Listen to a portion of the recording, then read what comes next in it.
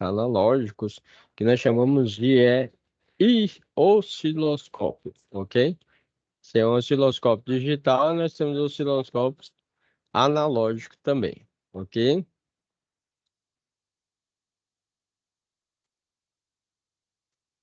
E aqui o professor Alan vai passar um pouco de LED para vocês. O LED tem sua indicação tanto para a parte positiva e negativa. Nós temos LEDs que trabalham aí com as cores verde, vermelho, azul. E temos LEDs que são ultravioleta, que o ser humano não consegue enxergar, mas existe a emissão dessa luz. Aí nós falamos, por exemplo, nos controle de ar-condicionado e controle de TV, nós temos um LED lá na ponta e nós temos um LED lá na TV, por exemplo. Aí nós falamos que é um circuito emissor e o outro receptor, ok? Quando você faz o acionamento do controle, aí faz o acionamento lá na sua televisão, no ar-condicionado, no microsystem. Você não vai ver essa emissão de luz, mas se você pegar seu celular e apontar esse controle para a câmera do celular, você vai verificar que está tendo um sinal, né, que está sendo emitido, ok? Então, vou passar algumas informações sobre o LED.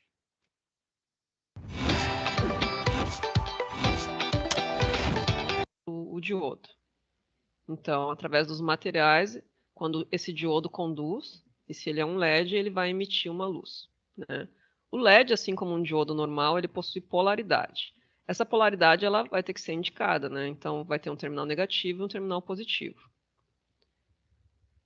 Na imagem ao lado ali, o terminal negativo, ou catodo, ou cátodo, ele é indicado.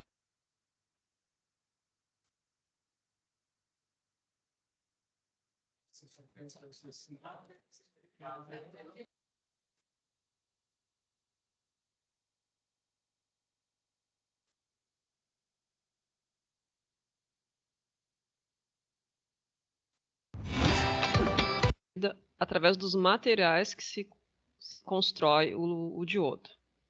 Então, através dos materiais, quando esse diodo conduz, e se ele é um LED, ele vai emitir uma luz, né? O LED, assim como um diodo normal, ele possui polaridade. Essa polaridade ela vai ter que ser indicada, né? Então, vai ter um terminal negativo e um terminal positivo. Na imagem ao lado ali, o terminal negativo, ou catodo, ou cátodo, ele é indicado pelo chanfro, ou seja, existe um corte no encapsulamento do LED indicando esse negativo. Às vezes, alguns LEDs não possuem esse corte, então eu poderia também identificar o negativo do LED olhando ele internamente. Se vocês olharem aqui na figura, eu consigo ver que o terminal negativo dele, lá dentro, ele tem uma área maior, então eu poderia identificar dessa forma. O pessoal também gosta de identificar através do comprimento do terminal. Isso só vale quando o LED for novo. Se ele tiver cortado com os dois terminais iguais, não é uma opção válida, né?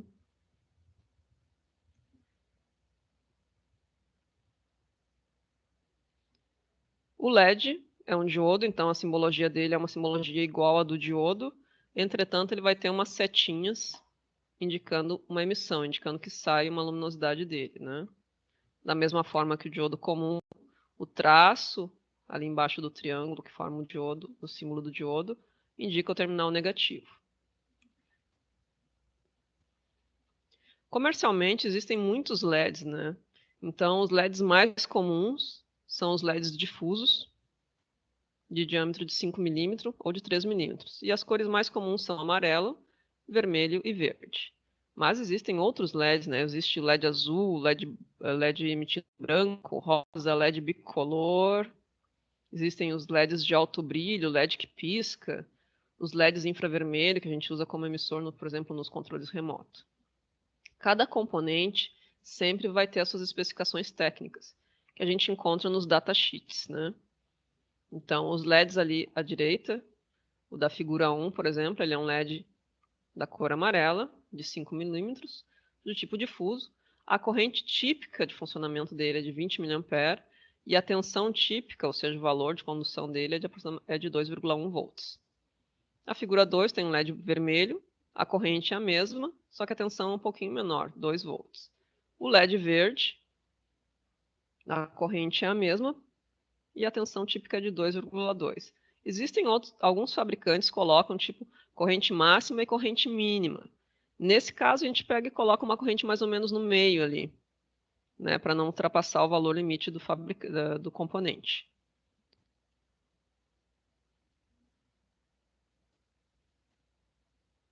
Sempre que eu tiver, nem sempre, mas na maioria das vezes eu tenho um LED ligado a um valor de tensão e eu preciso limitar a corrente que vai circular nesse LED. Essa limitação de corrente ela é feita utilizando-se um resistor em série com o LED. Para calcular esse resistor, eu preciso saber algumas informações, né? Eu preciso saber aonde ele vai ligado, então qual o valor da tensão da fonte em que ele vai ser ligado. Eu preciso saber as informações sobre o LED, então qual é a tensão e a corrente desse LED, que são informados pelo fabricante. E a equação ali ao lado dá como eu calculo esse resistor. Então, para calcular um resistor, eu tenho que saber a tensão sobre ele e a corrente que passa nele. Como o LED está em série com o resistor, né, a corrente do LED vai ser a corrente do resistor. Então, a resistência do LED, que vai ser calculada em ohms, é igual ao quê? Primeiro eu calculo a tensão da fonte menos a tensão do LED, pego esse resultado e divido pela corrente do LED. Vou achar o valor do resistor que eu vou colocar em série com o LED. Além de calcular o valor da resistência, eu preciso me preocupar também com a potência que esse resistor vai dissipar. Então, às vezes, os LEDs estão ligados numa tensão muito maior ali, tipo, o LED está ligado lá em 20, 24 volts, então eu preciso, de fato, calcular a potência do resistor. Como é que eu calculo potência de forma geral? Potência é calculada pela tensão vezes a corrente. Então, eu vou pegar, para calcular a potência naquele resistor que vai em série com o LED, eu vou pegar a tensão sobre esse resistor vezes a corrente que passa nesse resistor. Então, eu calculo a potência em watts. Vamos fazer um exemplo aqui. Então, eu tenho aqui um esquema eletrônico de uma fonte de alimentação linear. E a ideia é calcular ali o resistor R1 e o resistor R2. Então, o resistor R1 vai limitar a corrente para o LED 1 e o resistor R2 vai limitar a corrente para o LED 2. Note que o resistor R1 está ligado antes do regulador de tensão. Ele está ligado numa parte que seria uma fonte não estabilizada. Ali é indicado um valor de 15 volts DC, corrente contínua, né? E o R2 está ligado depois do regulador. Neste exemplo aqui, o regulador ali é um 7809. Então, 78 tensão positiva, 0,9, 9 volts. Então, eu tenho dois valores de tensão diferentes. R1 é alimentado por 15 volts e R2 é alimentado por 9 volts. Então, o primeiro LED é um LED amarelo. Então, as informações sobre o LED são: tensão do LED amarelo é 2,1 volts e a corrente é 20 mA. O LED amarelo é o LED 1, então ele está ligado em 15 volts. Logo, a tensão da fonte dele vai ser de 15 volts. Então, calculando ali à direita, R1 é igual à tensão da fonte menos a tensão do LED 1 dividido pela corrente do LED 1. Então, 15 volts menos 2,1, o resultado disso dividido por 20 mA. 20 mA, como é que eu coloco isso na calculadora? 20 exponencial menos 3. Ou então, ali no ladinho, né, 20 mA é igual a 0,02 amperes. Calculando o resistor R1, eu encontrei 645 ohms. Se eu for lá na loja, eu não vou encontrar esse valor para vender, né? Então, eu tenho que pegar um valor próximo, um valor comercial. Comercialmente, eu teria o resistor de 570 e o resistor de 680. Nesse caso, eu optei pelo resistor de 680, porque o de 570 ficaria muito abaixo e faria com que a corrente passasse dos 20 mA. Então, o valor da resistência escolhida, 680 ohms. Preciso também calcular a potência do resistor. Sempre que eu vou comprar um resistor, eu compro o valor e a potência que ele suporta. Então, qual é a tensão que vai sobre o resistor 1?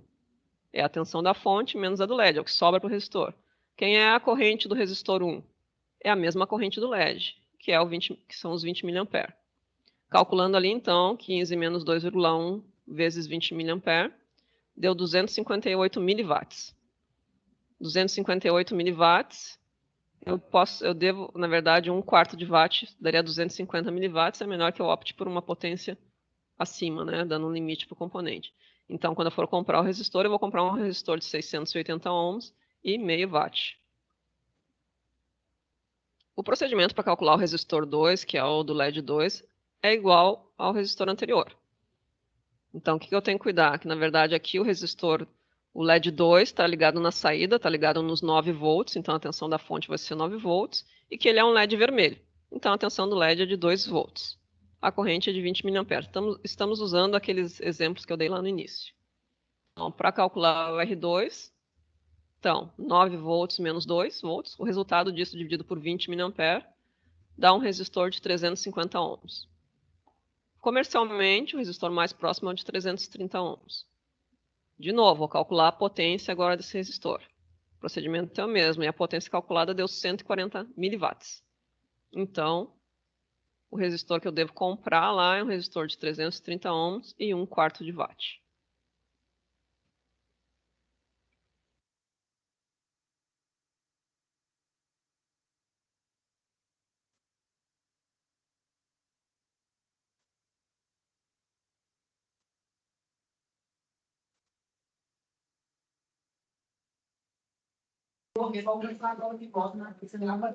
Não, eu acho que o seu não foi. Pessoal, dando continuidade, então nós temos aqui agora a nossa situação de aprendizagem. A nossa situação de aprendizagem 1, nós temos que montar um dispositivo de proteção para o nosso controle. No caso, o controle do ar-condicionado. Então, está aqui. Projetar um circuito para proteção do controle remoto utilizado em aparelhos de ar-condicionado, caso as pilhas sejam colocadas com polaridade inversa, não será ocasionado nenhum dano ao controle remoto. Sendo ainda que esse circuito deverá indicar através de um sinal de luminoso aí se tiver tudo ok. Bem, a realidade de hoje significa que os controles você pode colocar as pilhas ao contrário, que não vai fazer o acionamento do circuito eletrônico. E não vai danificar o equipamento, né? E a maioria dos controles hoje não tem aquela indicação da posição que as pilhas estão colocadas na posição correta, não. Só ele, na prática, funciona assim. Se você colocou na posição correta, vai funcionar. Se ele colocou na posição correta, não vai funcionar. Agora, tem alguns controles que têm um acionamento de LED quando você pressiona para ligar ou desligar. No nosso caso aqui, nós temos aqui a tensão da fonte, que são as pilhas de 1,5 volts, as duas pilhas dá 3 volts, né? 1,5 mais 1,5. E aí a tensão nominal, você vai pegar a tensão de fase, que é os 3 volts, menos a queda de tensão aí do nosso diodo. A queda de tensão do diodo de silício é 0,7 volts, que dá aproximadamente 2,3 volts.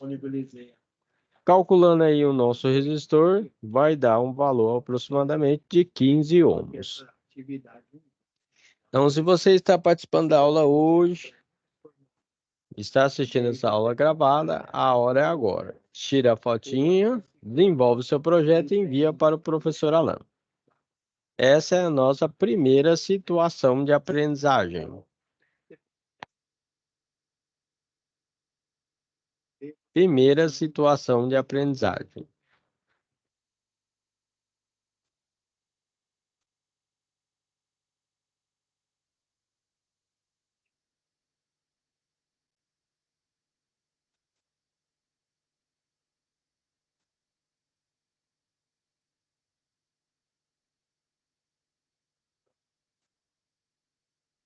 Geralmente a gente utiliza lá uma PTA, né? Não sei o que é isso, a gente primeiro passar no cabelo.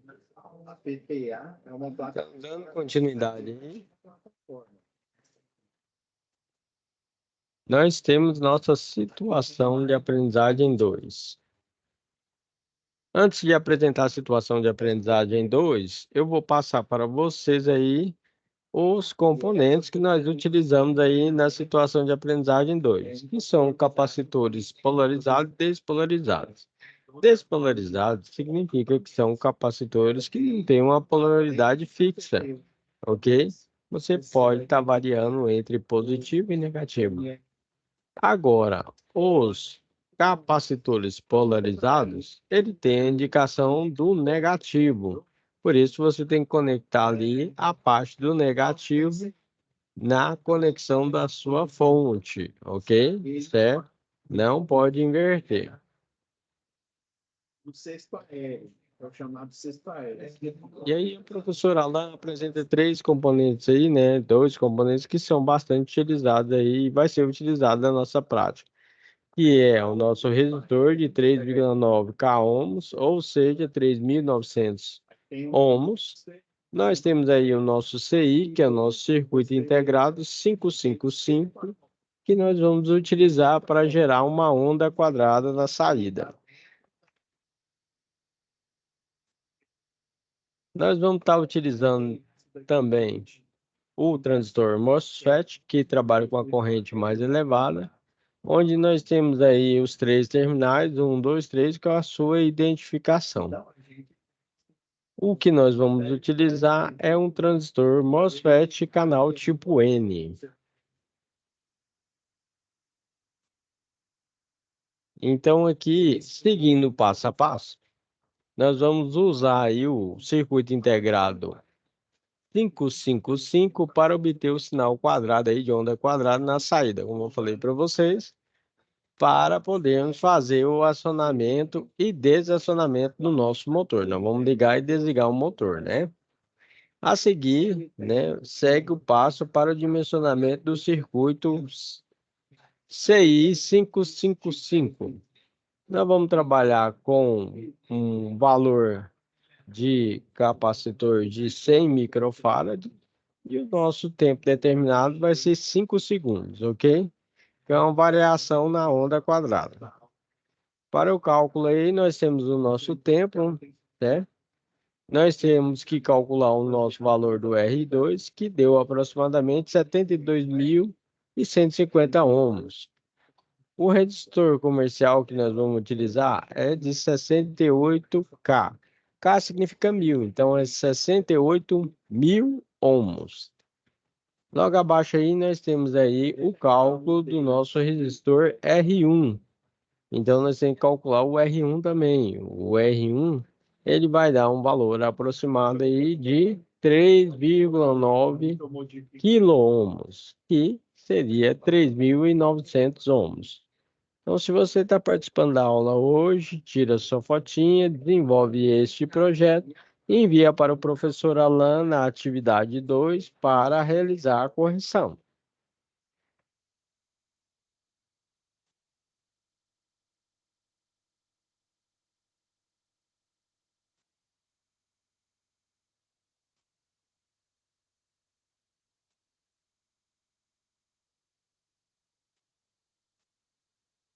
Essa é a nossa situação de aprendizagem 2.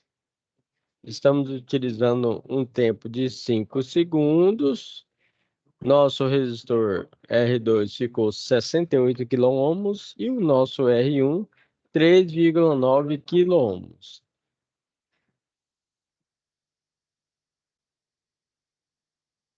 Prosseguindo com a atividade,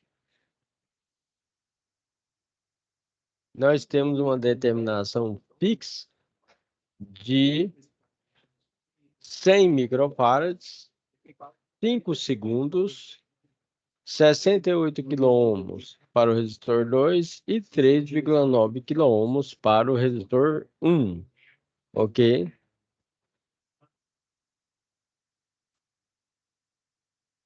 Porém, o sinal de entrada, nós teremos aí ora o motor em rotação, ora o motor parado. Então, devemos adicionar aí um transistor, tá? Que trabalha com base, emissor e coletor, e dois resistores ao circuito, para obtermos um sinal contrário ao primeiro sinal.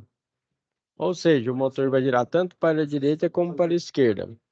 Quando o primeiro sinal estiver alto, o transistor Q1 satura e entra em corte, fazendo com que o segundo sinal esteja no pico.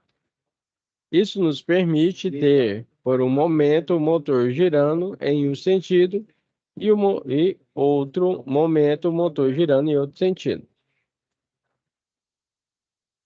Desenvolvendo nossos cálculos, nós temos que colocar, além do R1 e R2, temos que colocar o R2, R3 e o R4. Então, o nosso R3 ficou 114 ohms e o R4 ficou 23,4 ohms. Por último, para a mudança do sentido de giro do motor, a gente vai ter que fazer uma ponte H. Ou seja, a gente vai ter que trabalhar com transistor MOSFET. No caso, nós vamos trabalhar com 4 transistores MOSFET, ok? Certo? De canal tipo N, que é o que eu expliquei bem no início. O funcionamento da ponte H, ela é simples, pois enquanto uns transistores estão conduzindo, os outros estão abertos, ok? Tira essa fotinha para enviar para o professor Alan.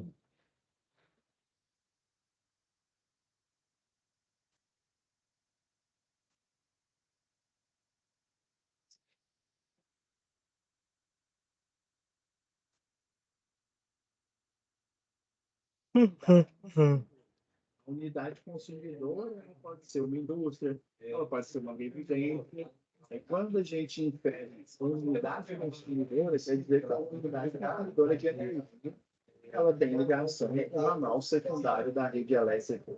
Ou o ramal direto, né, que aí é uma segunda residência. Agora vamos partir para a nossa situação de aprendizagem em 3.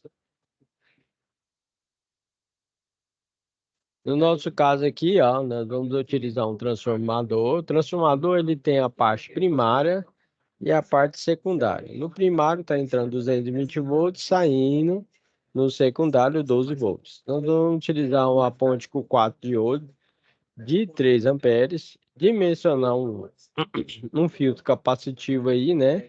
Para uma verificação melhor aí da estabilidade da tensão elétrica, que deu aproximadamente 16,9. Levando em consideração o material do diodo, daria aí 15,5 volts. Tem um detalhe que o exercício pede que tem que chegar a aproximadamente 10%. 10% de 15,5 é 1,55 volts. E aí fizemos o cálculo aí da capacitância, que no valor comercial deu de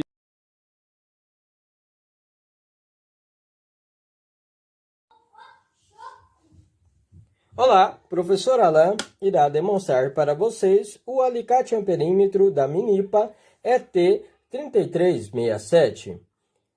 Vou apresentar vantagens e desvantagens desse instrumento de medida. Vantagens desse instrumento de medida. Ele realiza a medição de corrente alternada e contínua, tensão alternada e contínua, continuidade e resistência elétrica com efeito sonoro, capacitância, frequência, temperatura. Tem os botões de selecionar, DC0 e hold, que é o memorizar. Ok? Desvantagens desse instrumento de medida. Ele é categoria 3 e realiza a medição apenas até o valor de 600 volts. Vou fazer uma demonstração para vocês. Então, nós temos aqui ó, a chave seletora, que é uma das vantagens que eu falei para vocês, ó, que vai fazer a seleção no caso de tensão. Vou medir a tensão elétrica de uma tomada monofásica comum. Venho aqui no selecionar, vou colocar para volts. Vou pegar minha ponta de prova vermelha, colocar aqui em frequência, temperatura e vou medir tensão elétrica, que é o volts. Vou colocar minha ponta de prova preta, que é no COM, que é o comum.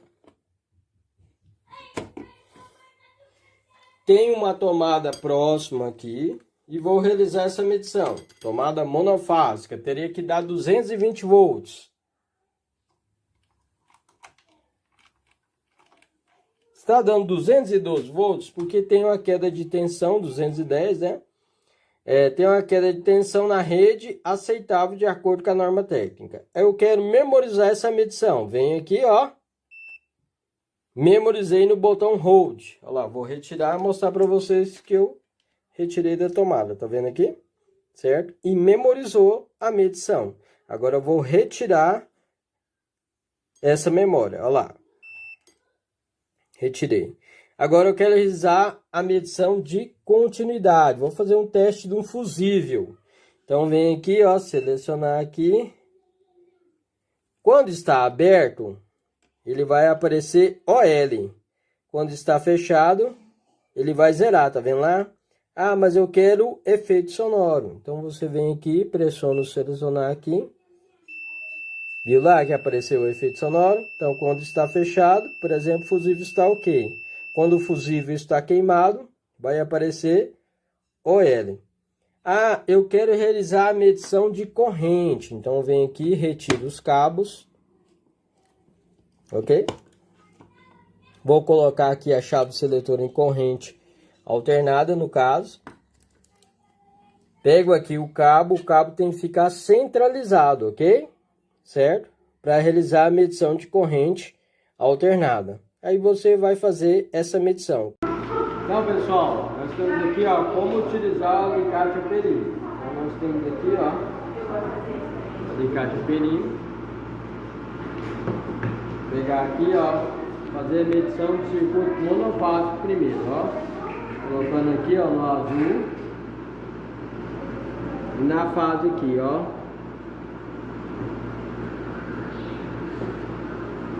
Tá vendo aí? 220 volts.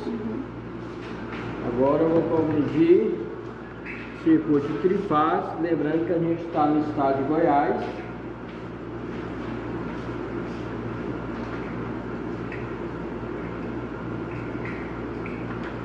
Aqui está dando 376 volts, com a queda de tensão aceitável, que é 10% a mais ou 10% a menos. Teria que dar 380 volts.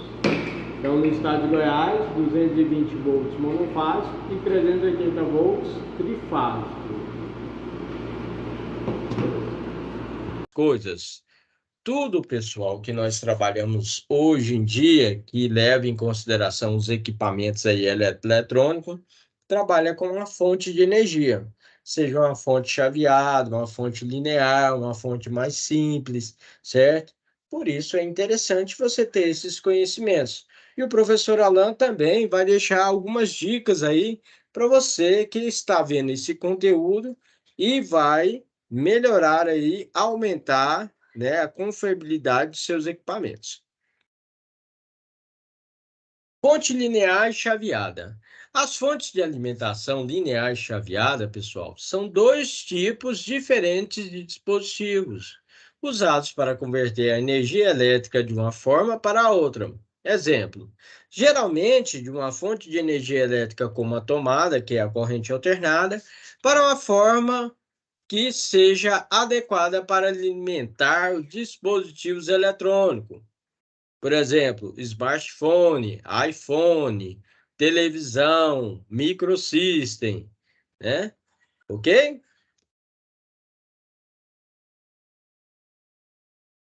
Vantagem e desvantagens aí das fontes lineares e chaveadas. Fontes lineares são mais robustas, simples e fáceis de projetar. Podem ser mais baratas ou não. São muito volumosas e pesadas, galera legal. Fonte chaveada não são tão robustas, mas difíceis de projetar e consertar. Podem ser mais baratas ou não. São pequenas e leves. O professor Alain colocou um exemplo aí de uma fonte chaveada de 65 watts, com tecnologia de ponta, e uma fonte linear de 29 watts. Olha o tamanho dela, ok? Bem mais robusta, certo? Principais características de uma fonte de alimentação linear. Regulação. Ela geralmente tem uma boa regulação de tensão, o que significa que a tensão de saída permanece estável, mesmo quando a tensão de entrada varia dentro de certos limites. Simplicidade. São relativamente simples em termos de design e têm menos componentes ativos. Baixo ruído, tendem a gerar menos ruído elétrico, tornando adequadas para aplicações sensíveis a interferências. Baixa eficiência em comparação com as fontes chaveadas, as fontes lineares são menos eficientes, galera, legal. O que significa que convertem uma quantidade significativa de energia em calor. Principais características de uma fonte de energia chaveada. A chaveada oferece alta eficiência. As fontes de alimentação chaveadas são geralmente mais eficientes do que as lineares, o que significa que convertem menos energia em calor. Pequeno tamanho e peso, devido à sua eficiência. Elas tendem a ser mais compactas e leves em comparação com as lineares. Maior complexidade. Os circuitos das fontes chaveadas são mais complexos do que os das lineares e podem incluir componentes como transistores de potência, indutores e capacitores. Possibilidade de ruído elétrico. Elas podem gerar ruído elétrico, o que pode ser um problema, né, em aplicações sensíveis ao ruído, a menos que sejam adequadamente filtradas. Uso comum. São amplamente usadas em eletrônicos de consumo, como laptops, smartphones, carregadores de bateria e fontes de alimentação de computadores. Você está gostando do conteúdo? Deixa o seu like, compartilhe o conteúdo com seus amigos e me fala de qual estado e cidade que você está vendo esse vídeo. Ok? Certo? Bem, a escolha entre uma fonte de alimentação linear e uma fonte de alimentação chaveada depende das necessidades específicas de aplicação. As fontes lineares são ideais quando a regulação precisa da tensão e a qualidade da energia são mais importantes, enquanto as fontes chaveadas são mais adequadas quando a eficiência energética e o tamanho compacto são prioridades. Bem, eu espero que vocês tenham gostado da aula de hoje, que foi sobre fontes de energia linear e chaveada, ok? Logo mais, o professor Alan vai estar dando dicas de manutenção eletroeletrônica sobre esses equipamentos. Obrigado, fica com Deus e tenha uma ótima semana.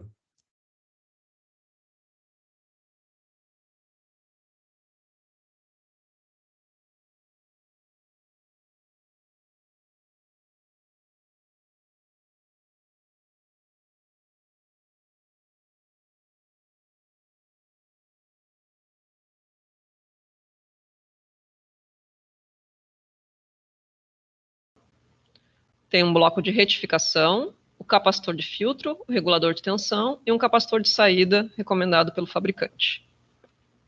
O transformador tem a função de rebaixar a tensão que vem da rede elétrica para um valor especificado no projeto. Por exemplo, como mostra a figura B, o transformador é um transformador de 12 volts tensão alternada. O símbolo da figura A representa o transformador da figura B. Então, eu tenho na entrada, no primário, 2 fios, que seriam os 2 fios vermelhos da figura B. Na saída, no secundário, eu tenho também 2 fios, que seriam os fios azuis.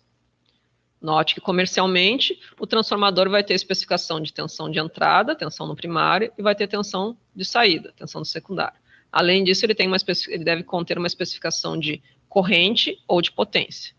No caso do transformador da figura B, a entrada dele é de 230 volts AC, tensão alternada, e a saída dele é de 12 volts, tensão alternada também, 500 mA. A figura C dá a simbologia de um transformador que tem no secundário 3 terminais, que está representado ali pela figura D, né? Então, eu tenho na entrada 2 terminais, 2 fios vermelhos ali, e na saída eu tenho 3 fios, fio azul, preto e azul. Sob o transformador está colada uma etiqueta, onde diz ali, ó, 12, 0 e 12 volts. Tá? O que significa isso? Significa que no fio azul, terminal 1, eu tenho 12 volts, que o fio preto, terminal 2, é o terminal comum, e que o outro fio azul tem 2 volts, que seria o terminal 3. Se eu medir entre o terminal preto e um azul, eu vou ter 12 volts, e se eu medir entre o terminal preto e o outro azul, eu tenho 12 volts. Entretanto, se eu medir entre os terminais azuis, eu vou ter a soma, eu vou ter 24 volts. Os circuitos retificadores, eles têm a função numa fonte de alimentação linear de transformar a tensão alternada que vem do transformador em tensão contínua pulsante. Existem 3 tipos bem comuns de retificadores, que são o retificador de meia onda, que usa apenas um diodo, o retificador de onda completa, derivação central, que usa 2 diodos, mas que precisa obrigatoriamente usar um transformador com 3 terminais no secundário. E tem o retificador de onda completa em ponte, apresentado ali no esquema A e no esquema C. Note que o esquema A e o esquema C representam o mesmo retificador. Então, o retificador entra tensão alternada. Então, tem a marcação ali, ó, tensão alternada e tensão alternada. O objetivo do retificador é transformar alternada em contínua.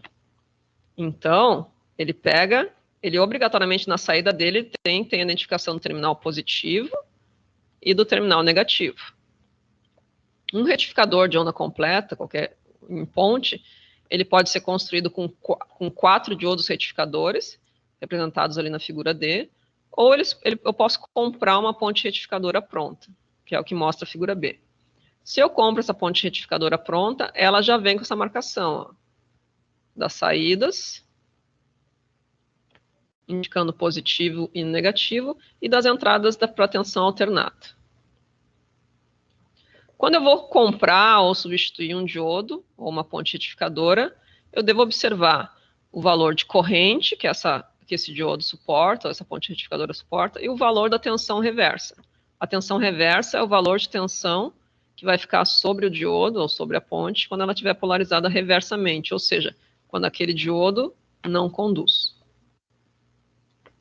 O capacitor de filtro, ele serve para pegar aquela tensão retificada, que é uma tensão alternada, uma tensão contínua pulsante, e uma tensão mais contínua, né, mais retinha. Então, a figura A e a figura B trazem o símbolo do capacitor eletrolítico. Então, o capacitor eletrolítico é aquele que tem polaridade, ou seja, eu tenho que cuidar quando eu ligo ele, porque ele tem um terminal, que é o terminal positivo e um terminal negativo. O terminal negativo é representado ali na figura A pela barrinha preta, e na figura B pela curvatura. Os capacitores eletrolíticos normalmente têm valores na casa dos microfarads. Além do valor do capacitor em microfarads, eu tenho também o valor de tensão que ele suporta. Então, a figura C, o capacitor suporta um valor de tensão de 25 volts, e na figura D, ele suporta um valor de tensão de 35 volts. Como o capacitor eletrolítico tem polaridade, essa polaridade vai estar identificada no componente, obrigatoriamente. Então, na figura C, vai ter uma barra branca ou cinza, indicando o terminal negativo, e na figura D, que é um capacitor SMD, aquela, como se fosse uma meia ou lua preta, indica o terminal negativo. Se eu já tenho a tensão contínua já, eu posso então usar um regulador de tensão para definir um valor de tensão de meu interesse. Para isso, eu posso usar um regulador de tensão. O regulador de tensão ele é um circuito integrado, que o objetivo dele é pegar uma tensão contínua e regular ela num valor que eu quero.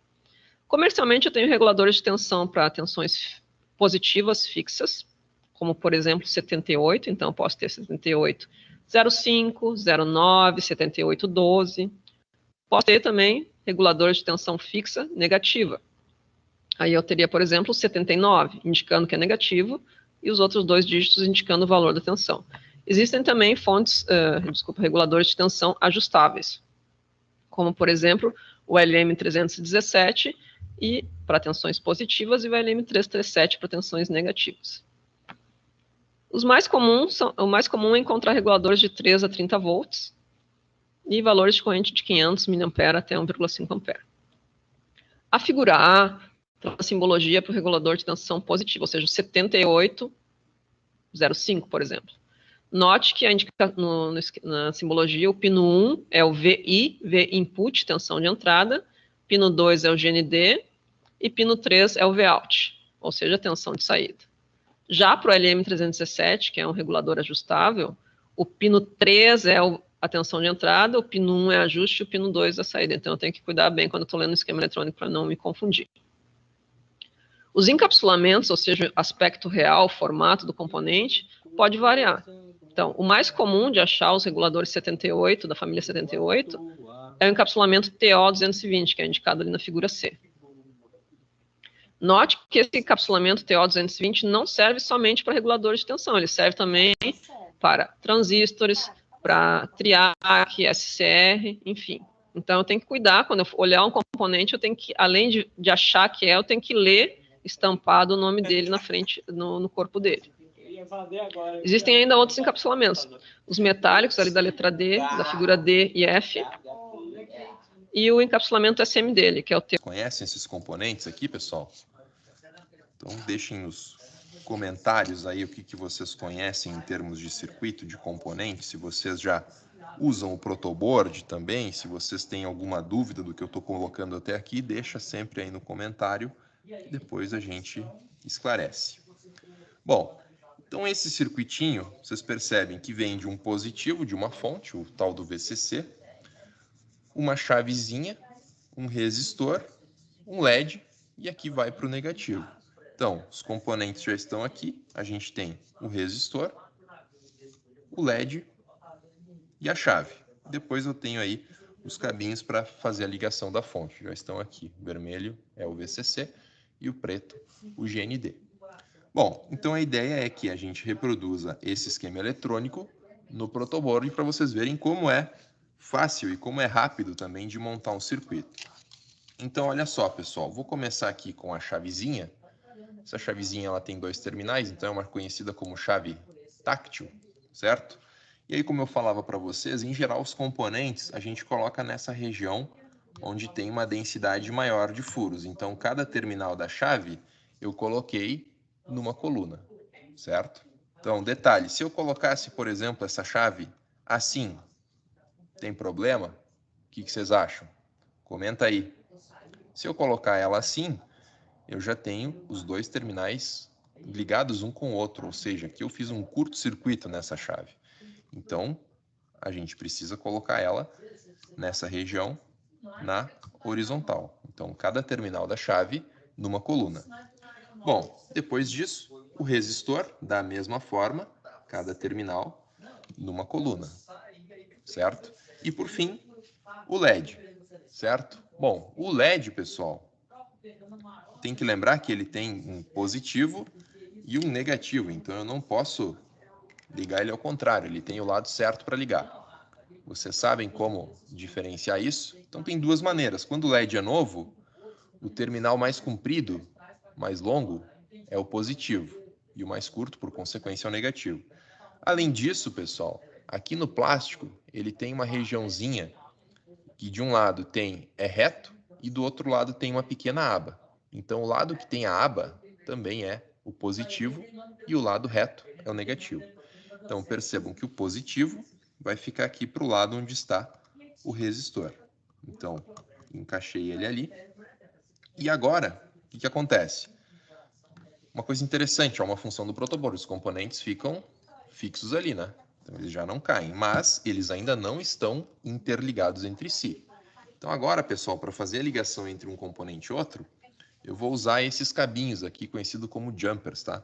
Mas se você não tiver isso, um recurso bem bacana também que dá para usar para fazer essas ligações, são aqueles cabinhos dos cabos de rede, os cabos de internet. Então, também é uma dica aí para utilizar. Se você utiliza algum outro tipo de fio, algum outro tipo de cabo, pode comentar aí para compartilhar com os colegas, certo? Então, vamos lá, fazendo a ligação. Então, primeiro, vou fazer a ligação da chave com o resistor. Então, essa ponta do cabo eu vou conectar na mesma coluna onde eu tenho aquele terminal da chave. E a outra ponta na mesma coluna onde está o terminal do LED, certo? Da mesma forma, a ligação entre o resistor e o LED, certo? Então eu liguei cada um na mesma coluna de um dos terminais do componente. Então aqui eu fiz essa região central, onde eu tenho os 3 componentes interligados. Agora, pessoal, para fazer a ligação da fonte, eu vou pegar um outro cabinho, colocar aqui no início. Esse vai ser o positivo, certo? E do outro lado, lá no terminal do LED, o negativo. Então, nessa montagem aqui, para ser mais rápido, eu não vou utilizar esses bornes, eu vou fazer a ligação direto aqui nos terminais. Então, percebam, aqui eu tenho o negativo, né? O bornezinho preto, que vem de uma fonte de 12 volts, pode ser uma bateria, enfim. E aqui do outro lado, o positivo. Aí vocês vão se perguntar, pô, mas não ligou o LED? Claro, a gente tem uma chavezinha. Então, enquanto essa chave estiver aberta, a corrente não consegue fluir por esse circuito e, por consequência, o LED não liga. Então, o que a gente faz? Apertando o botão da chave, olha aí, o LEDzinho azul acendeu, certo? Então, percebam, pessoal, as vantagens de utilizar o protoboard. Montagem é rápida.